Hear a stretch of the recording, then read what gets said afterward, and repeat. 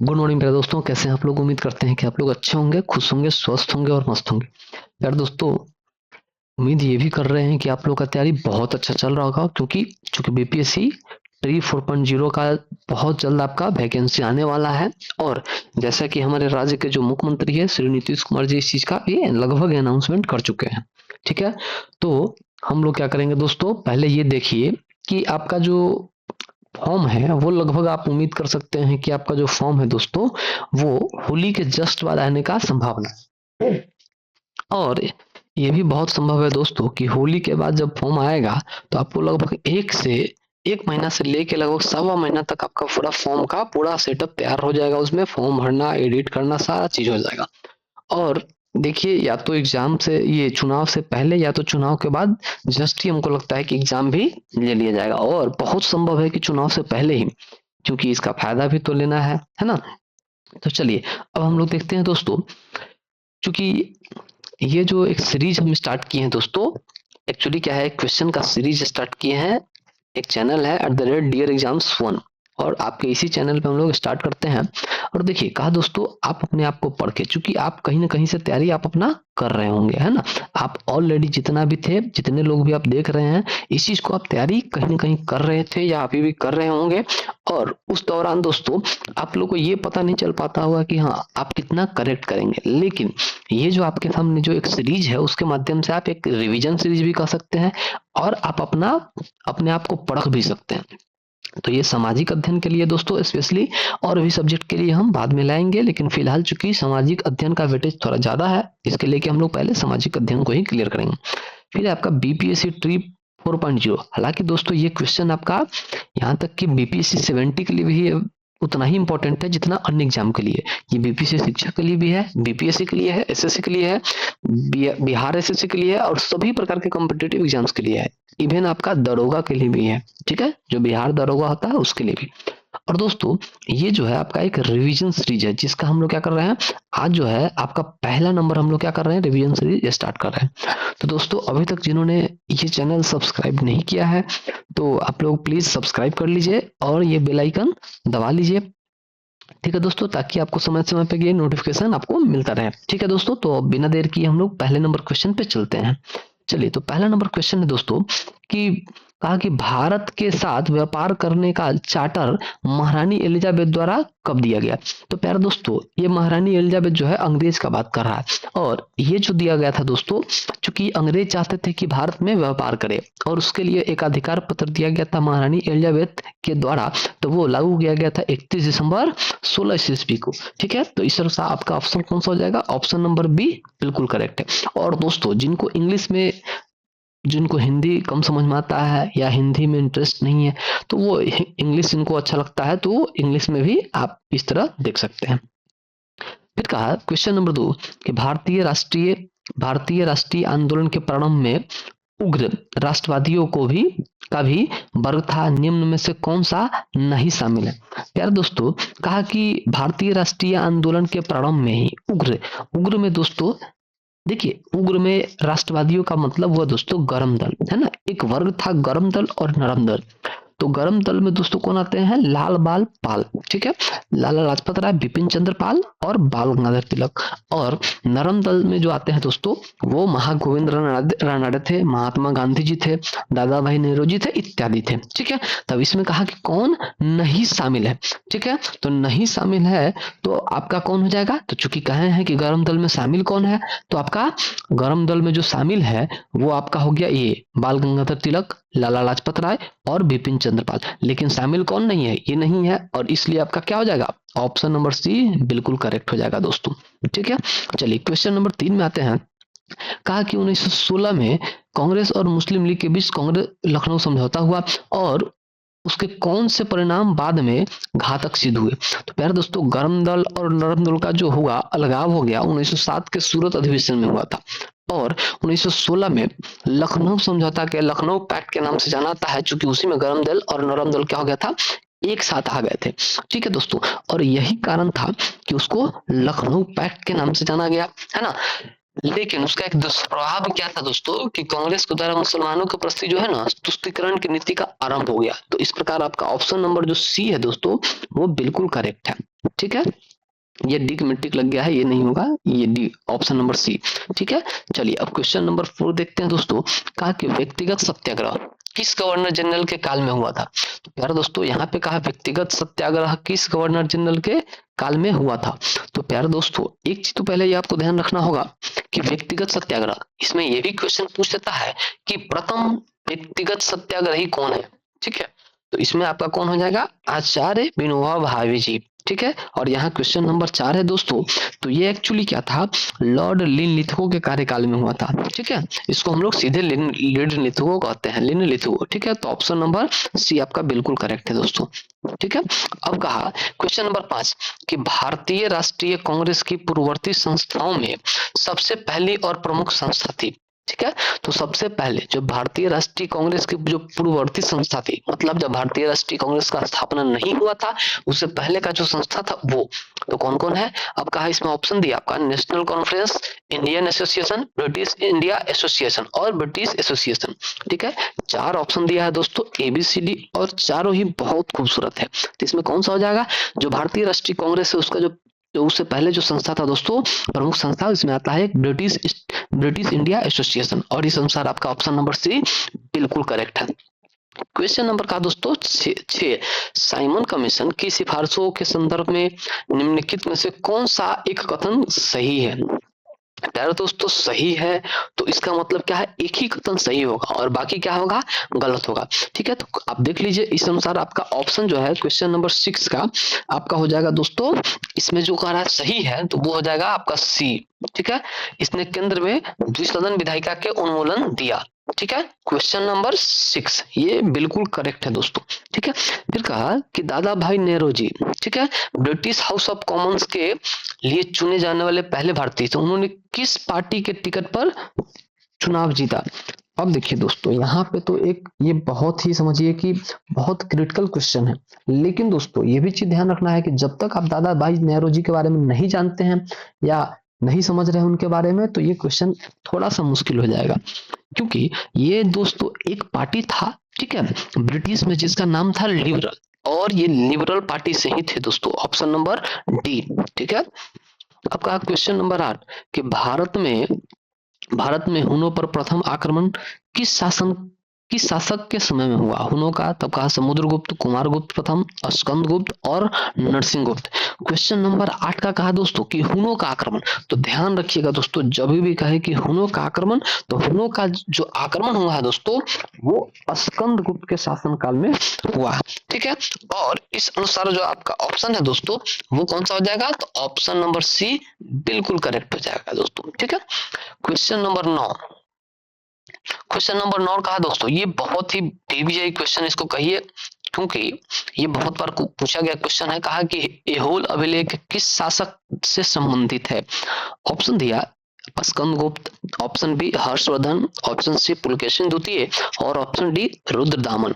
ठीक है, तो क्वेश्चन नंबर 9 का जो आंसर हो जाएगा दोस्तों, चूंकि एहोल अभिलेख जो किसके शासन से संबंधित है, ये तो ये है दोस्तों, ये 9 का जो है वो पुलकेशिन द्वितीय से संबंधित है, ऑप्शन नंबर सी बिल्कुल करेक्ट है। कहा 10 सत्यमेव जयते किस उपनिषद से संग्रहित है? प्यारे दोस्तों ये बताने का जरूरत ही नहीं है, क्योंकि हमको लगता है कि जितने भी जो बीपीएससी का तैयारी कर रहे हैं, जो शिक्षक का तैयारी कर रहे हैं, उनको ये चीज पता ही होगा। ठीक है, क्योंकि जो सत्यमेव जयते लिया गया था दोस्तों वो मुंडको उपनिषद से लिया गया था। ठीक है, ऑप्शन नंबर डी। 11 का है दोस्तों, कहा महावस्तु है ना, कहा कि महावस्तु महात्मा बुद्ध के जीवन वृत्तांत है, इसका संबंध किस शाखा से है? पहले तो ये जान लीजिए दोस्तों कि महावस्तु और महात्मा बुद्ध, फिर दोस्तों महात्मा बुद्ध का ही जो जन्म होता है, चलिए यहाँ पे हम लिख देते हैं, महात्मा बुद्ध का जो जन्म होता है दोस्तों वो 563 BC में होता है, और ये जन्म का बात है दोस्तों, और जब उनकी मृत्यु होती है दोस्तों तो वो 483 ईसा पूर्व होता है। ठीक है, प्यारे दोस्तों होता क्या है कि महात्मा बुद्ध जो थे वो लगभग 29 वर्ष की आयु में, एक तो 14 वर्ष की आयु में उनकी शादी हो जाती है, और उनसे जो एक पुत्र उत्पन्न होता है तो उनका नाम था राहुल, पुत्र का।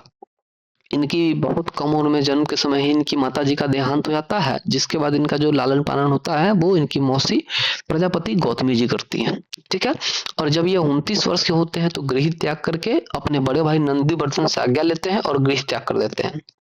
ठीक है। और उसके बाद लगभग 6 वर्षों के कठिन तपस्या के पास दोस्तों गया में एक जगह है, जिस जो पीपल वृक्ष के नीचे अपना ध्यान करते हैं, और लगभग 6 वर्षों के पश्चात उनको ज्ञान की प्राप्ति होती है, जिसके बाद वो बुद्ध कहलाते हैं। ठीक है। और इनका जन्म भी हुआ बैसाख पूर्णिमा के दिन। यहाँ पे उनका जन्म जो होता है दोस्तों, जन्म, मृत्यु और ज्ञान प्राप्ति, ज्ञान प्राप्ति, ये तीनों ही क्या है दोस्तों, ये तीनों ही वैशाख पूर्णिमा के दिन होता है, ध्यान रखिएगा। वैशाख पूर्णिमा ये इंपॉर्टेंट इसलिए है दोस्तों क्योंकि ये बीपीएससी का फेवरेट क्वेश्चन है। ठीक है। और इस अनुसार जो क्वेश्चन के अकॉर्डिंग है दोस्तों, ये ऑप्शन आपका ए महायान बिल्कुल करेक्ट है। क्वेश्चन नंबर 12 कहा दोस्तों कि अकबर द्वारा बनाए गए उपासना भवन की क्या नाम था। उपासना भवन जो था अकबर के द्वारा, उस भवन का क्या नाम था। तो ऑप्शन नंबर एक आता है दीवाने खास, इबादत खाना, दीवाने आम और बुलंद दरवाजा। जो क्वेश्चन नंबर है दोस्तों, तो उसको उपासना भवन बनाया गया था, तो वो एक्चुअली उपासना भवन सभी के लिए होगा दोस्तों। और इस अनुसार जो आपका क्वेश्चन का जो आंसर हो जाएगा दोस्तों, क्वेश्चन नंबर 12 का, वो एक्चुअली हो जाएगा आपका कौन सा,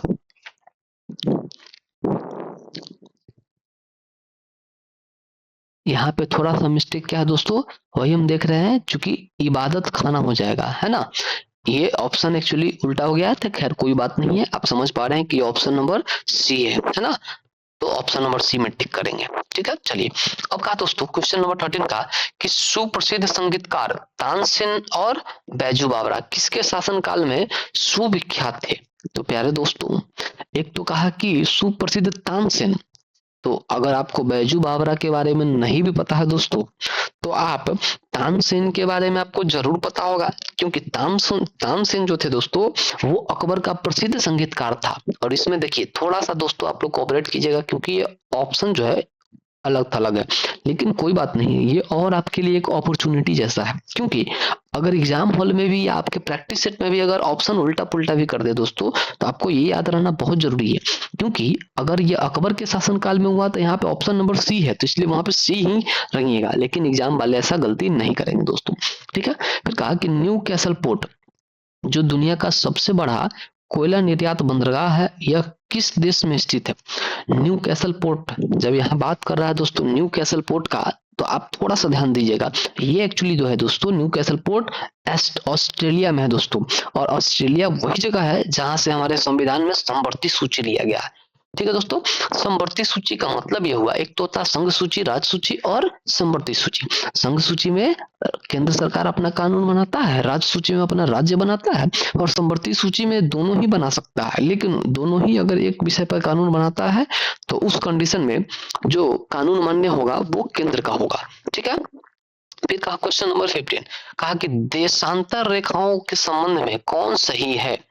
और ऑप्शन का, ये ज्योग्राफी का क्वेश्चन है दोस्तों, कहा यह अक्षांश रेखाओं के समानांतर होती है, इसकी संख्या 180 है, और देशांतर रेखा दूरी को प्रदर्शित करती है, देशांतर रेखा मध्य सर्वाधिक दूरी विषुवत रेखा पर होती है। ठीक है। तो क्वेश्चन नंबर डी, जो क्वेश्चन नंबर 15 है दोस्तों, उसके अकॉर्डिंग ऑप्शन नंबर जो है आपका डी बिल्कुल करेक्ट है। क्वेश्चन नंबर 16 कहा दोस्तों कि उत्तर से शुरू, देखिए यहाँ पे एक और चीज कहा कि उत्तर से शुरू कर दक्षिण की ओर नीचे दी गई पहाड़ियों का सही अनुक्रम कौन सा है। अब दोस्तों एक चीज क्या है, आपको ये चीज तो पहले पता होना चाहिए, रीजनिंग में आप पढ़े भी होंगे कि उत्तर कौन सा है दक्षिण कौन है। तो आप ध्यान रखिएगा दोस्तों, क्योंकि आप तो अगर आपको फिजिकल रूप से बताना पड़े कि उत्तर दक्षिण कौन है, तो ये आपके लिए बहुत आसान होगा, लेकिन जैसे ही कहे कि ये ग्राफ में बताइए तो क्या होगा, तब वहां पे बहुत दिक्कत होगा। इसलिए जिनको पता है तो बहुत अच्छा, जिनको नहीं पता है वो सीख लीजिए। तो उत्तर क्या होता है दोस्तों, आप अपने पूरे बॉडी का स्ट्रक्चर लेके चलिए, जैसे कि सर पे क्या हो गया नॉर्थ उत्तर, और ठीक उल्टा पैर में क्या हो गया दक्षिण। और चूंकि राइट साइड से हम लोग खाना खाते हैं और सूर्य का उगना भी अच्छा होता है, दोनों ही अच्छा है, इसलिए ईस्ट और वेस्ट इसके जस्ट अपोजिट में। ठीक है। तो ये आपका ग्राफ हो गया दोस्तों। अब कहा क्या चीज कि उत्तर से शुरू कर दक्षिण की ओर, मतलब दोस्तों ये ऐसे नदी, ये ऐसे दी गई पहाड़ियों का सही अनुक्रम बताना है। चलिए अब हम जो क्वेश्चन नंबर आते हैं दोस्तों, तो इसके अकॉर्डिंग जो है ये याद ही कर लीजिएगा, क्योंकि ये बार बार पूछता है। नलमई पहाड़िया, नलामलई पहाड़िया, जाबदी पहाड़िया, अन्नामलई पहाड़िया और नीलगिरी पहाड़िया। जो नीलगिरी पहाड़ी है दोस्तों, ये भी याद रख सकते हैं, नीलगिरी पहाड़ी एक्चुअली तमिलनाडु में पड़ता है। ये तमिलनाडु का अंतिम छोर है और इस अकॉर्डिंग जो आपका ऑप्शन हो जाएगा दोस्तों क्वेश्चन नंबर सी बिल्कुल करेक्ट है। चलिए दोस्तों, कहा निम्नलिखित में से कौन सी नदी अपने मार्ग बदलने के लिए प्रख्यात है। प्यारे दोस्तों, ये एक्चुअली बिहार का नदी है और इस पे न जाने कितना शोध हुआ है। कहा महानदी, दामोदर, कोसी और गंडक। प्यारे दोस्तों, जो बिहार का विध्वंस भी इसको कहा जाता है, ठीक है, क्योंकि बिहार को समझिए कि घर होके नदी बहने लगता है ना। अगर कहीं पे पूरा गांव बसा हुआ है और कहीं पे नदी कहीं पे है, लेकिन ये पता नहीं कैसे क्या होता है, अपने इच्छा अनुसार क्या करता है ये नदी, पूरा गांव को पूरा बहाते हुए लेके चला जाता है और नदी पूरा सूखा का सूखा रह जाता है।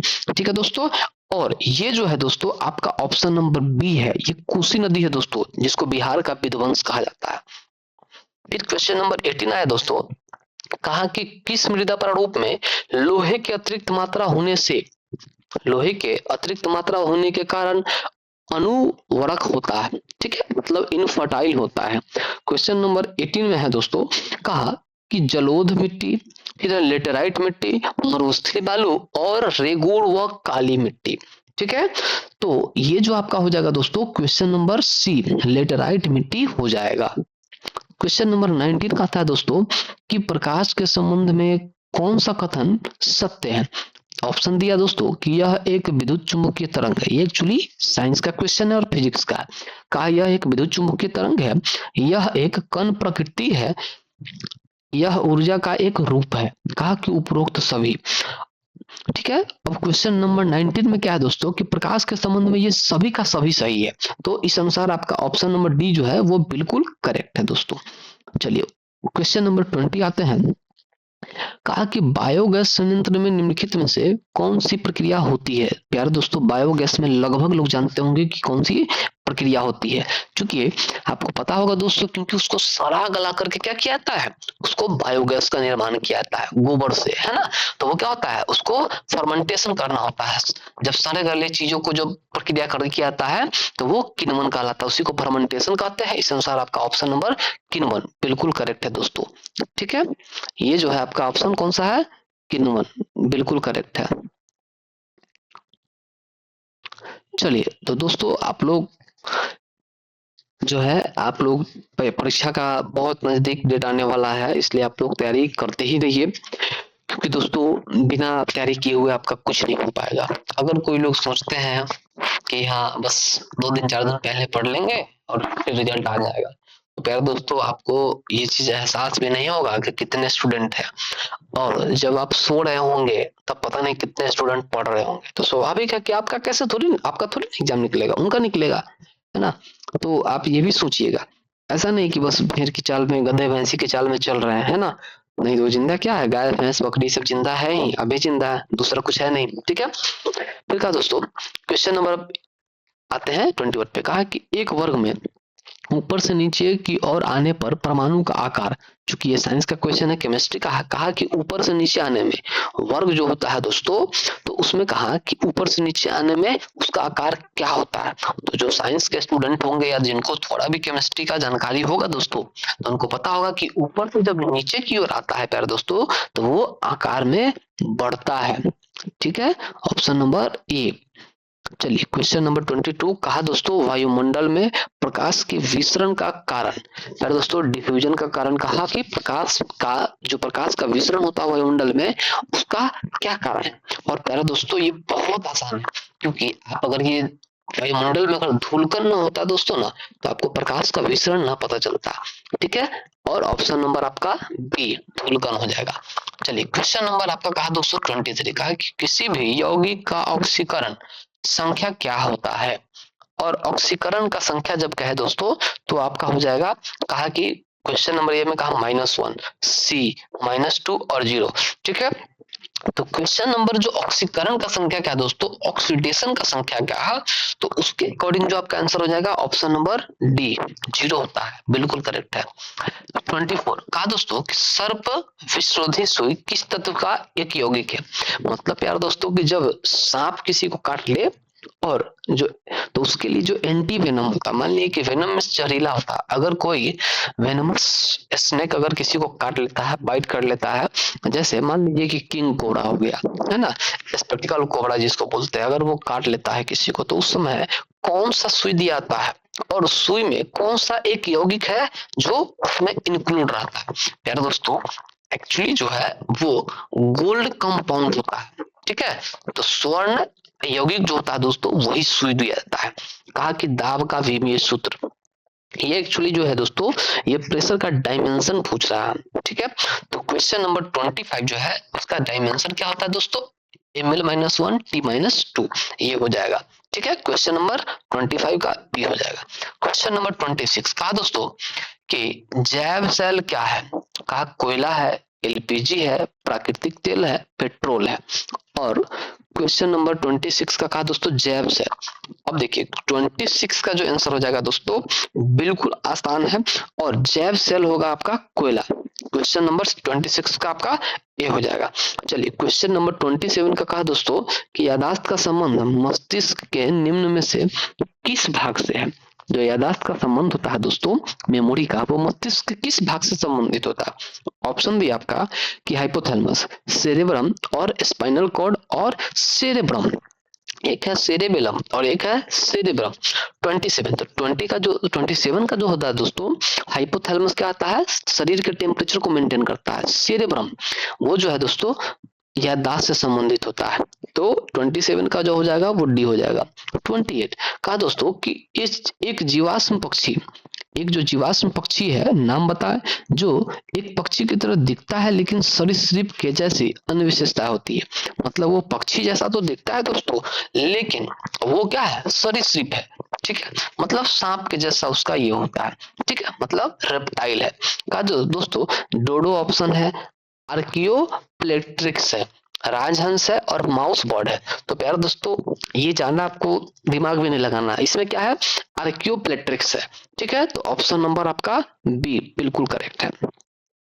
क्वेश्चन नंबर 29 का कहता है दोस्तों कि मानव शरीर में सर्वाधिक मात्रा में पाए जाने वाला तत्व कौन सा है। तो दोस्तों जो मानव शरीर में सबसे ज्यादा जो पाया जाने वाला जो तत्व है दोस्तों वो आपको कहा है, ठीक है। तो ये 29 का जो हो जाएगा दोस्तों, चूंकि मानव शरीर में आप ये थोड़ा सा आप लोग गेस कर रहे होंगे, क्योंकि जो मानव शरीर में जिसका सबसे ज्यादा जरूरत होगा वही पाया जाएगा, है ना। और 29 में आपका क्या है, एक ऑक्सीजन भी दिया है दोस्तों। हाइड्रोजन का आपके बॉडी में विशेष काम उतना नहीं है लेकिन उतना नहीं है, लेकिन ऑक्सीजन का प्रॉपर रूप से है ना। नाइट्रोजन का भी उतना नहीं है, कार्बन का है क्योंकि बॉडी में ही कार्बन है ना, लेकिन विशेष रूप से आपका ऑक्सीजन का, तो इसलिए ऑक्सीजन का मात्रा सबसे अधिक होता है दोस्तों। कहा कि परिपथ के किन्हीं दो बिंदुओं के बीच विभवांतर मापने के लिए किसका प्रयोग किया जाता है।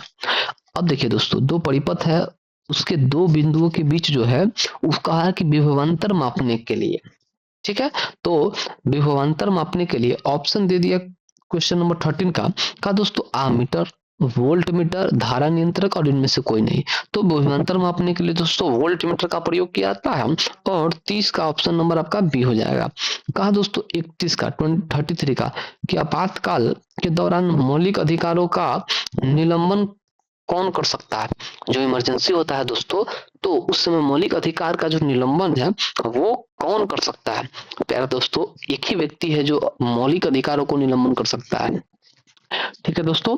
और मौलिक अधिकार में आपका हो गया जैसे भाषण देना हो गया, है ना, भाषण देना हो गया, फिर आपका प्रेस का स्वतंत्रता हो गया, ये सारा चीज आता है मौलिक अधिकार में, ठीक है। तो ये जो है दोस्तों ये आपका संसद भी नहीं कर सकता, संसद केवल कानून बना सकता है, लोकसभा भी नहीं कर सकता है, हाँ लेकिन भारत का राष्ट्रपति जरूर कर सकते हैं। और दोस्तों वर्तमान में जो भारत के राष्ट्रपति है दोस्तों वो कौन है, वर्तमान में जो भारत के राष्ट्रपति है वो है आपके श्रीमती द्रौपदी मुर्मू, ठीक है। चलिए क्वेश्चन नंबर 32 कहा दोस्तों कि प्राकलन समिति के सदस्यों का कार्यकाल कितने वर्ष का होता है? तो दोस्तों एक तो कहा कि प्राकलन समिति है ना, और उसका कार्यकाल का समय पूछा कि कितने वर्ष का होता है, तो 1 वर्ष ऑप्शन दिया, 2 वर्ष दिया, 3 वर्ष दिया और 5 वर्ष दिया दोस्तों। ठीक है, तो इसका जो आप हमेशा ध्यान रखिएगा दोस्तों कि जैसे ही कहे कि एस्टिमेट्स कमीशन प्राकलन समिति, तो उसका जो कार्यकाल होता है दोस्तों वो 1 वर्ष का ही होता है। ठीक है, तो ऑप्शन नंबर आपका ए हो जाएगा 32 का। 33 का दोस्तों कि निम्नलिखित में से किसके अनुमोदन से भारत की संचित निधि से पैसा निकाला जा सकता है? तो प्यारा दोस्तों जो कंसिलिडेटेड फंड होता है उससे पैसा किसके अनुमति से निकाला जा सकता है? तो प्यारे दोस्तों आपका ऑप्शन दे दिया केंद्रीय वित्त मंत्री, भारत के प्रधानमंत्री, भारत के राष्ट्रपति और भारत के संसद। तो इसमें देखिए वित्त मंत्री कोई एक व्यक्ति होगा, प्रधानमंत्री भी एक व्यक्ति होगा, लेकिन राष्ट्रपति भी एक व्यक्ति होगा, लेकिन दोस्तों ये भारत के सांसद के मर्जी से ये पैसा निकाला जा सकता है। ठीक है, संचित निधि से, और इस अनुसार आपका ऑप्शन नंबर डी हो जाएगा दोस्तों। 34 कहा कि भारतीय संविधान में विधि के समक्ष समता किस देश के संविधान से लिया गया है? तो कहा दोस्तों अमेरिका के संविधान से, जापान के संविधान से, जर्मनी के संविधान से और ब्रिटेन के संविधान से। 34 बहुत प्यारा क्वेश्चन है दोस्तों। विधि के समक्ष समानता मतलब दोस्तों कि कानून के समक्ष आपका समानता। अगर कोई व्यक्ति गोरा है, काला है, उजला है, लाल है, पीला है, हरा है, छोटा है, बड़ा है ना, पैसा वाला है, गरीब है ना, उससे कोई मतलब नहीं है, किस धर्म का है, किस, उससे कोई मतलब नहीं। अगर कोई भी व्यक्ति गलती किया है दोस्तों और तो उसको सजा मिलना चाहिए, चाहे वो कोई भी धर्म का है, कोई भी जाति का है। और दोस्तों ये जो लिया गया है दोस्तों, ये लिया गया है आपका ब्रिटेन से। तो ऑप्शन नंबर आपका डी बिल्कुल करेक्ट है दोस्तों। 35 कहा दोस्तों कि संविधान संशोधन प्रक्रिया संविधान के किस भाग में उल्लिखित है? चूंकि आपको पता होगा दोस्तों कि टोटल जो भाग है वो कितना है, टोटल भाग वर्तमान में 22 है दोस्तों, है ना, भाग कितना है, टोटल 22 है। ठीक है, कहा दोस्तों कि संविधान संशोधन प्रक्रिया संविधान के किस भाग से उल्लिखित है? ऑप्शन दिया भाग 12, भाग 16, भाग 18 और भाग 20। जो 35 का हो जाएगा दोस्तों, ये भाग 20 में संविधान संशोधन की प्रक्रिया संबंधित है दोस्तों। चलिए अब 36 यार दोस्तों, 36 का बहुत ही इंटरेस्टिंग क्वेश्चन है। कहा कि सूची 1 को, चलिए थोड़ा सा हम लोग और देखते हैं दोस्तों, और जिनको ऐसा महसूस होता है दोस्तों कि उनका तैयारी अभी भी बेहतर नहीं है दोस्तों, तो हम कहेंगे दोस्तों कि आप बिना देर किए हुए थोड़ा भी देर नहीं कीजिए और आप अपना तैयारी बिल्कुल स्टार्ट कर दीजिए, क्योंकि अभी भी कुछ नहीं बिगड़ा है। लेकिन दोस्तों अगर अब नहीं संभले तो शायद कभी नहीं संभल पाएंगे, क्योंकि दोस्तों देखिए एक चीज क्या होता है कि आप लोग बहुत सारे ऐसे स्टूडेंट होंगे जो सोचते होंगे कि क्या है, बस संडे सैटरडे को एक दिन बैठेंगे और पूरा का पूरा एकदम इतिहास रगड़ देंगे, भूगोल रगड़ देंगे, है ना, फिर नागरिक रगड़ देंगे, है ना, और उस चक्कर में क्या होता है दोस्तों, जीवन में वो कभी संडे नहीं आता है। ठीक है, इसलिए उस संडे का प्रतीक्षा करना बेकार है दोस्तों। बस आप जहाँ पे हैं, जिस स्थिति में है, उसी स्थिति में पढ़ाई करना स्टार्ट कीजिए। आपको जो समझ में आता है, जैसा समझ में आता है वो पढ़िए। ठीक है, अगर कुछ नहीं समझ में आता है तो हमारे वीडियो से जुड़े रहिए दोस्तों, और जो टेलीग्राम चैनल है उस पर सारा पीडीएफ आपका जाता रहेगा। ठीक है, तो चलिए फिर से हम लोग आते हैं 36 पे। कहा सूची 1 को सूची 2 से सही मिलान कीजिए, और एक तरफ सूची 1 दिया और सूची 2 दिया। कहा दोस्तों सूची 1 में भाषाओं का उल्लेख, दल बदल अधिनियम, 73वां संविधान संशोधन और भूमि सुधार अधिग्रहण। और जो दिया दोस्तों, तो भाषा का जो उल्लेख किया गया है वो एक्चुअली 8वीं अनुसूची में किया गया है दोस्तों।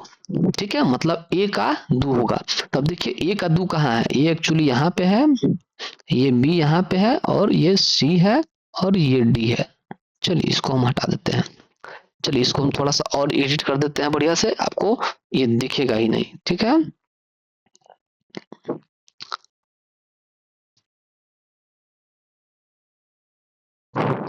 एक मिनट दोस्तों। चलिए तो ये आपका हो गया।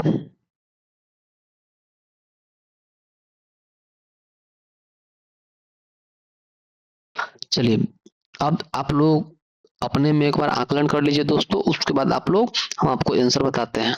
अगर आप लोग देख पा रहे हैं दोस्तों तो एक चीज और कीजिएगा कि आप इस वीडियो को अभी रोक दीजिएगा और इसका आंसर जो आपको पता चल जाए कि हाँ कौन सा है, उसके बाद इसको ये कीजिएगा। ठीक है, तो हम इसका 10 सेकंड इसीलिए आपको पॉज दिए ताकि आप इसका आंसर सही से चुन लीजिए, उसके बाद हम तो आंसर बताएंगे ही दोस्तों।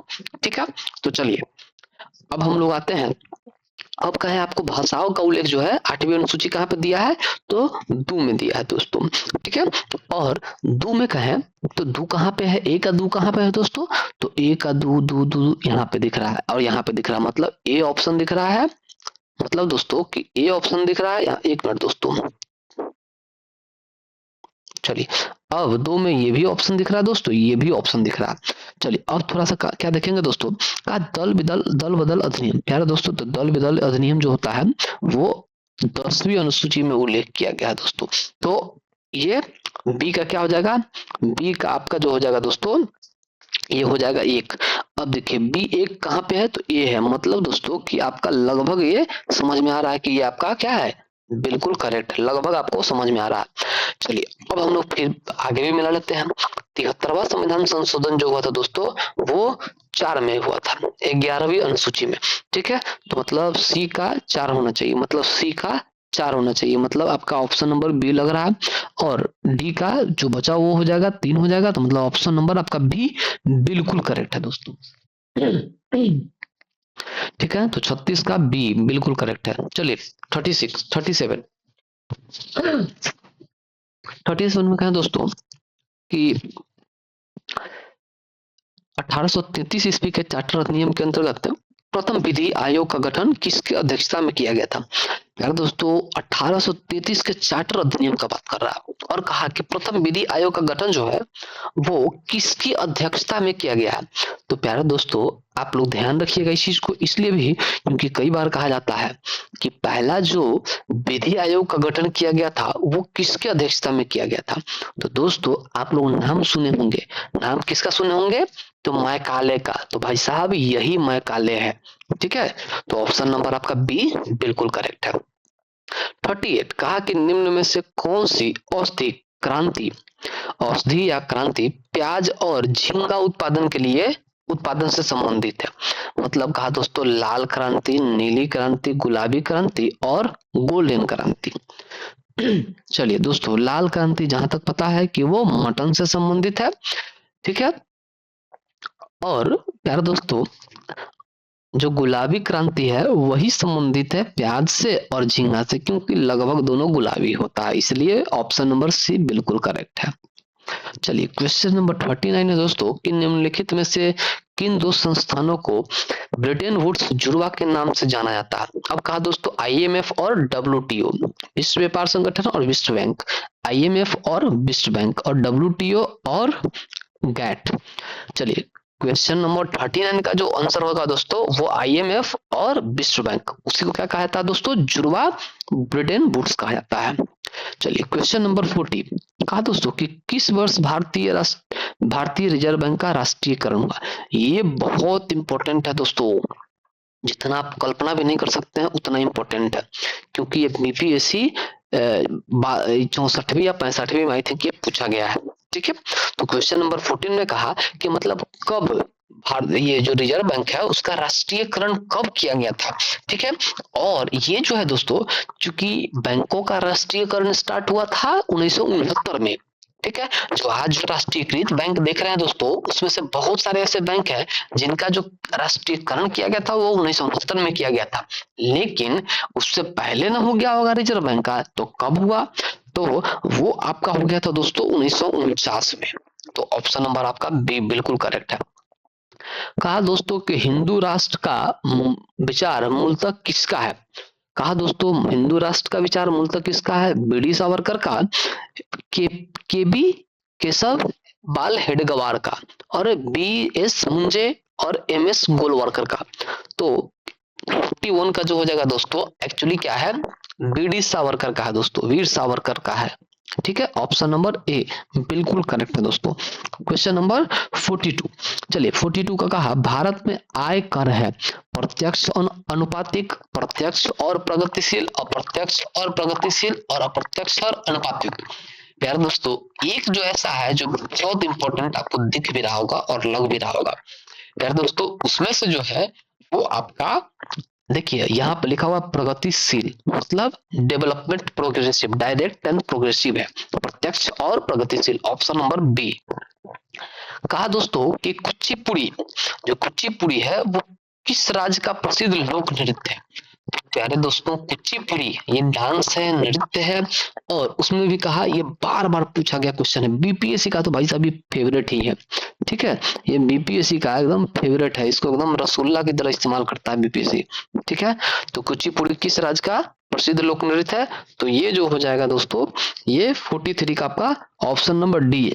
कुचिपुड़ी का जो लोक नृत्य है वो आंध्र प्रदेश का हो जाएगा।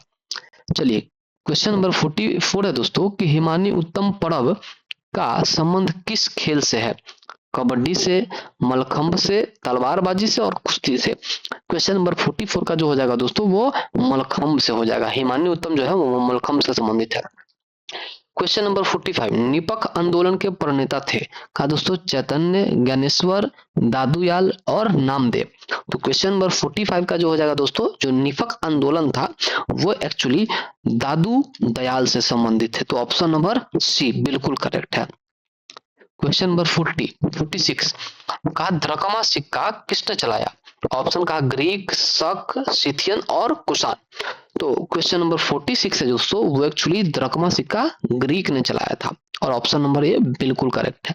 क्वेश्चन नंबर 47, कहा कि बाढ़ के दौरान हर वर्ष नए एलुवियम का जमाव जो मिट्टी की उर्वरता को बढ़ाता है, पर दोस्तों खादर, उर्वरा, रेगुर और उसरा। तो दोस्तों जो एलुवियम का मतलब होता है दोस्तों कि यहाँ से क्या हुआ कि बहुत सारे जमीन यहाँ से बह के चले गए और दूसरे जगह से जो यहाँ के जो बंजर जमीन होते हैं यहाँ से निकल कर कहीं और चले गए और दूसरे जगह की मिट्टी यहाँ पे चले आए जो उपजाऊ होते हैं, और उसी को क्या कहते हैं, खादर मिट्टी बोलते हैं दोस्तों। और जो 47 का आंसर हो जाएगा तो ये ऑप्शन नंबर ए। ठीक है, और बिहार में खादर, जो उत्तरी बिहार में दोस्तों उसमें लगभग खादर मिट्टी का उर्वरता है। फिर कहा कि वह समुद्री सीमा जहां तापमान तेजी से कम होता है, ठीक है, तो तेजी से कम होता है दोस्तों, तो उसमें कहा कि हेलोक्लाइन, थर्मोस्फियर और थर्मोक्लाइन और हेलोस्फियर। ठीक है, तो इसमें जो हो जाएगा दोस्तों 48 का आपका ऑप्शन नंबर ये बिल्कुल, ये नहीं होगा, ये भी नहीं होगा, ये नहीं होगा, और ऑप्शन नंबर आपका सी हो जाएगा दोस्तों। ठीक है, चलिए 49 है, कहा दोस्तों कि बेसल मापदंड संबंधित है बैंकिंग क्षेत्र से, कर से, पूंजी बाजार से और बीमा क्षेत्र से। यहाँ पे कहा बेसल मापदंड, तो प्यारे दोस्तों बेसल मापदंड जो होता है वो बैंकिंग क्षेत्र से संबंधित होता है, और इस अनुसार आपका ऑप्शन नंबर ए बिल्कुल करेक्ट है दोस्तों। चलिए क्वेश्चन नंबर, और ये आखिरी क्वेश्चन है सेशन का, इंग्लिश में पहली बार औद्योगिक क्रांति शब्द का प्रयोग किसने किया, मतलब इंग्लिश में सबसे पहले जो औद्योगिक क्रांति का शब्द का प्रयोग किया था वो किसने किया था, तो कहा जॉर्ज मिशेलेट ने, ओलिवर गोल्डस्मिथ ने, और फ्रेडरिक एंगल्स ने, और अर्नाल्ड टयाम्बी ने। तो 50 का जो ऑप्शन हो जाएगा दोस्तों वो अर्नाल्ड टयाम्बी ने किया था, तो ऑप्शन नंबर डी बिल्कुल करेक्ट है। चलिए फिर दोस्तों, और ये आपके सेशन का बिल्कुल आखिरी क्वेश्चन था, और इस तरह का हम लोग फिर से ये सेशन लाएंगे दोस्तों, और उम्मीद कर रहे हैं दोस्तों कि ये आप लोग को पूरा का पूरा समझ में आया होगा, और जिनको थोड़ा भी दिक्कत है दोस्तों वो कमेंट सेक्शन में जरूर बताइए, और जिन्हें को कोई टॉपिक में प्रॉब्लम है दोस्तों तो वो भी बता सकते हैं, फिर उस टॉपिक में हम उस पर क्या करेंगे कि वीडियो भी बना देंगे।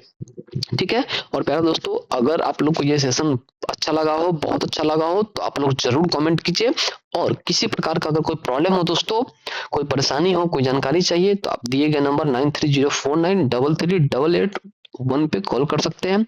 हमारा दोस्तों इंस्टाग्राम जो पेज है वो डियर एग्जाम्स 1 है, ठीक है, लोगो आपका सभी पे यही लगा हुआ है। टेलीग्राम चैनल है डियर एग्जाम्स 1 बाय मधु। यार दोस्तों एक्चुअली क्या है कि ये जो आपका पीडीएफ है वो इसी टेलीग्राम पे जाएगा, तो आप यहाँ पे आप लोग ज्वाइन हो सकते हैं ताकि ये पीडीएफ आपको मिल जाए। ठीक है, फेसबुक पेज है अपना डियर एग्जाम्स 1। ठीक है दोस्तों, प्यारे दोस्तों जिनको भी ये समस्या है, कोई दिक्कत है, कोई परेशानी है, तो आप बिल्कुल ही किसी भी पेज पे कांटेक्ट कर सकते हैं। और प्यारे दोस्तों आप लोग से कुछ और बात करना था कि दोस्तों, अगर आप अभी से डर जाएंगे तैयारी को लेके, या अभी से मन में दुविधा पैदा कर लेंगे कि नहीं हम तो ऐसे ही पास कर जाएंगे, तो प्यारे दोस्तों ऐसा कुछ नहीं होने वाला है। ठीक है, क्योंकि जो ज्यादा तेज स्टूडेंट होते हैं वो ऐसा सोचते हैं, और यही कारण है दोस्तों कि ज्यादा तेज स्टूडेंट क्या करते हैं, मात खा जाते हैं। और कम जो तेज स्टूडेंट होते हैं वो डिसिप्लिन मेंटेन कर करके क्या होते हैं, बहुत इंटेलिजेंट हो जाते हैं, और वो एग्जाम भी क्वालिफाई कर जाते हैं, और तेज स्टूडेंट उसमें पीछे अटक जाते हैं। ठीक है, तो ऐसा बिल्कुल ना करें दोस्तों, बिल्कुल ही नॉर्मल रहे। ठीक है, न ज्यादा खुश होने पे बहुत ज्यादा खुश होना है, और न ज्यादा दुखी होने पे दुखी होना है। लेकिन हाँ दोस्तों, उसके लिए जो तैयारी है वो आपको करना ही पड़ेगा, दूसरा कोई विकल्प नहीं है। ठीक है दोस्तों, और दोस्तों यह हमेशा याद रखिए कि आपकी सफलता के लिए किया गया जो आपका प्रयास है, संकल्प किसी भी और संकल्प से ज्यादा महत्व रखता होगा, तभी आप अपने जीवन में सफल हो पाएंगे दोस्तों। और कुछ लोग ऐसे भी कॉल कर रहे थे तो बता रहे थे कि सर बहुत नींद आता है, बुक खोलते हैं नींद आता है। तो उन लोगों को कहना चाहते हैं दोस्तों कि जरूरतें और नींद जिंदगी में कभी पूरा नहीं होता है। आप सोते रहेंगे, दुनिया काम करती रहेगी। ठीक है, और जब आप सोते रहेंगे, जब उनका सोने का समय आएगा तब आपको काम करना पड़ेगा दोस्तों। इसलिए अभी से जगिए, उठिए और लगिए अपने जीवन के प्रति दोस्तों। ठीक है, चलिए पर दोस्तों, और आप, एक और रिक्वेस्ट है आप लोग से दोस्तों कि चूंकि ये नया नया ही चैनल है, इसलिए आप लोग इसको क्या कीजिए, थोड़ा सा सपोर्ट कीजिए, और जो आपके रिलेटिव्स है, फ्रेंड सर्कल में जितने हैं, ग्रुप्स है, आप उसमें इसको शेयर कीजिए, सब्सक्राइब कीजिए। और फिर हम लोग मिलेंगे नेक्स्ट दोस्तों, नेक्स्ट सेशन में। तब तक के लिए आप लोग ऐसे ही हंसते रहिए, मुस्कुराते रहिए, और अपने जीवन में मस्त रहिए दोस्तों। ठीक है, कभी भी दुखी मत होइए, कभी भी अपने जीवन से नाराज नहीं होइए, क्योंकि सब कुछ खत्म हो जाने के बाद भी आपके पास एक चीज है, आशा, उम्मीद, और वो तब तक है जब तक कि दुनिया है। ठीक है दोस्तों, तो फिर हम लोग मिलेंगे अगले सेशन में, तब तक के लिए जय हिंद प्यारे दोस्तों। ठीक है।